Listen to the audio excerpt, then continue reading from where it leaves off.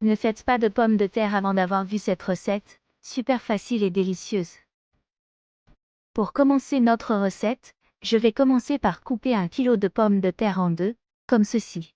Les gens aiment cette recette, je suis sûre que vous et toute votre famille l'aimeraient aussi, je le fais moi-même chaque week-end, et quand je fais il ne reste rien.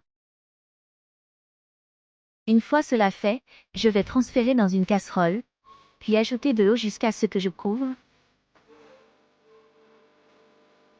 une cuillère à café de sel, je vais remuer et laisser cuisiner pendant 20 minutes.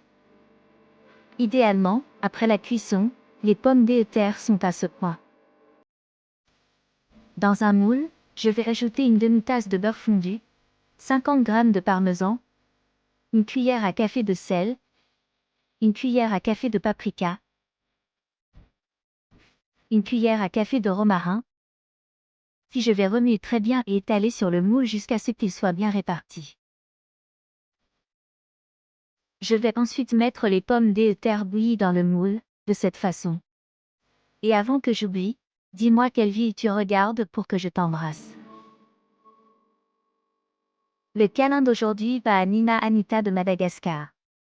Je suis heureux que vous aimiez nos recettes. Mes amis me demandent toujours d'enseigner comment on fait, si incroyable que le résultat reste. Je vais badigeonner notre recette de beurre.